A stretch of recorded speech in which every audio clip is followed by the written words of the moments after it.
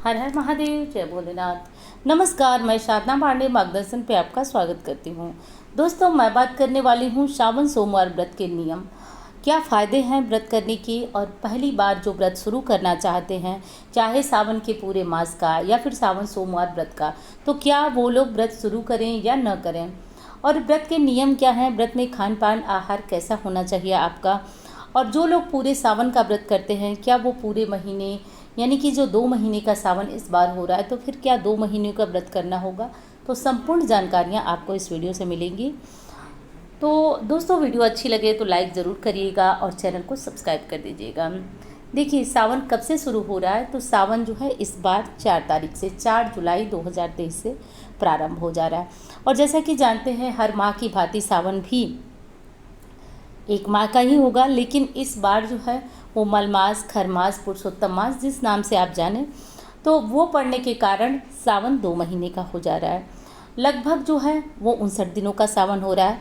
और ऐसे में हो क्या रहा है कि सावन की अमावस्या के बाद से मलमास लग रहा है, और उसके बाद मलमास समाप्त हो रहा है 1 मास का। उसके बाद फिर 15 दिन के बचे हुए सावन पड़ रहे हैं।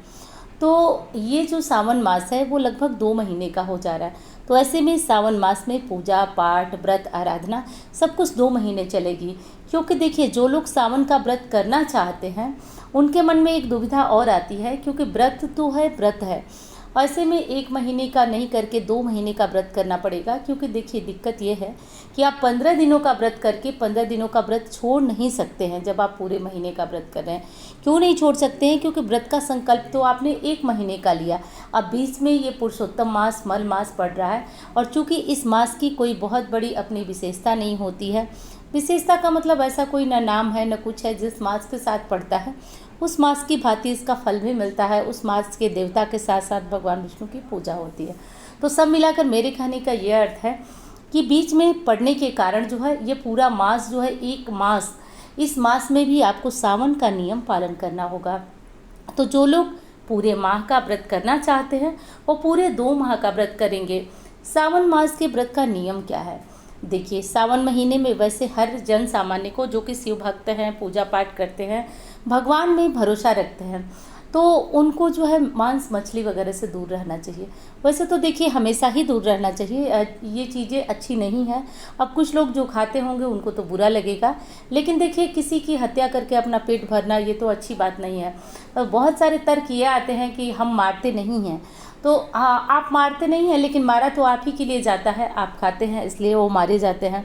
तो इसलिए बहुत अच्छा विकल्प है कि ये सब ना ही खाया जाए। लेकिन चलिए, खाते हैं तो कम से कम 1 माह सावन के लिए तो त्याग दीजिए। कहा जाता है कि देवता धरती पे भ्रमण करते हैं, विशेषकर भोलेनाथ और शिवगण धरती पे भ्रमण करते हैं। सावन मास इतना पवित्र और इतना बड़ा महत्व है सावन का। तो अगली क्या चीज़ करनी चाहिए? जो लोग लहसुन प्याज इत्यादि खाते हैं, खाना चाहें आप लोग तो खा सकते हैं, लेकिन यदि आप चाहें कि सावन मास में भगवान भोलेनाथ की पूजा सादा साधारण भोजन करके की जाए, तो आप लहसुन प्याज त्याग दीजिए, बाकी आप इस पूजा को कर सकते हैं। अब जो लोग प्रॉपर सावन का व्रत रखना चाहते हैं वो कैसे करेंगे? तो देखिए, सावन का व्रत आप लोग पूरे दिन जल, फल, दूध सब कुछ लेकर के सुबह शिवालय जाइए। शाम को ना हो तो आप घर पे ही शिवलिंग बना करके, मिट्टी का पार्थिव शिवलिंग बनाकर घर पे पूजन किया जाता है, या फिर सुबह आप घर पे पार्थिव शिवलिंग का पूजन करें, शाम को किसी शिवालय में जाकर के जल इत्यादि चढ़ाएं, एक दीपक जलाएं और घर आकर के मीठा भोजन करें। रोटी खा सकते हैं, दूध खा सकते हैं, हलवा खा सकते हैं, सब मिला जुला के। नमक नहीं खाया जाता है। तो चूँकि 2 माह का है तो आप देख लीजिएगा, कुछ लोग सेंधा नमक वगैरह भी खाते हैं। तो जो आपके यहाँ की नियम हो, व्यवस्था हो, वो आप कर लीजिए।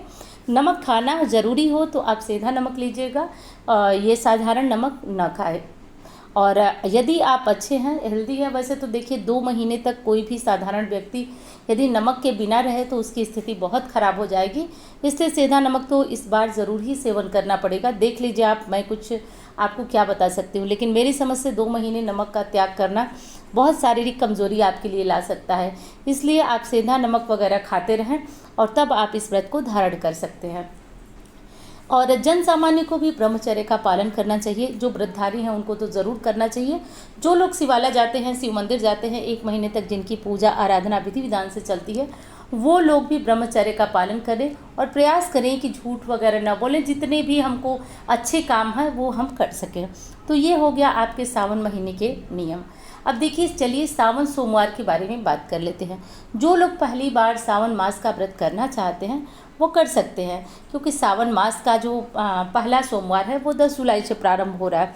सारे सोमवार की लिस्ट मैंने दी है, और सावन मास को और डिटेल में समझना चाहते हैं कब क्या कैसे, तो एक वीडियो मैं पहले भी डाल चुकी हूँ, ज़रूर चेक करिएगा, सारी कन्फ्यूज़न दूर होगी।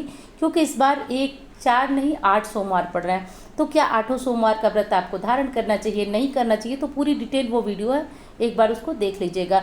इसमें सारी चीज़ें कवर करने की कोशिश करूँगी तो वीडियो बहुत बड़ा हो जाएगा। तो ये 8 सोमवार जो है 10 जुलाई को पहला सोमवार पड़ रहा है, तो आप 10 जुलाई से प्रारंभ कर सकते हैं, क्योंकि बीच खरमास प्रारंभ हो रहा है, और खरमास के बाद कोई नया व्रत नहीं चालू करना है। जो लोग पहले से व्रत करते आए हैं उनको तो कोई बात नहीं है, नया व्रतधारी भी सावन मास में व्रत सोमवार के प्रारंभ कर सकते हैं। सोमवार व्रत के नियम यही हैं दोस्तों कि देखिए, इस व्रत में वैसे तो 4 ही सोमवार पड़ते हैं, तो 4 या 5 पड़ते हैं। तो वैसे क्या होता है कि पूरे दिन और रात जो है फलाहार पे बिताया जाता है। कुछ लोग शाम को मीठा आहार यानी कि अनाज वगैरह खा लेते हैं, तो कुछ लोग शाम को अन्न वगैरह खाते हैं। बाकी ये टोटल व्रत आपकी इच्छा के ऊपर निर्भर है। कुछ लोग मीठा भोजन बनाते हैं, खीर वगैरह बनाकर भोलेनाथ को समर्पित करके, और वो खाना अपने भी शाम को खा लेते हैं।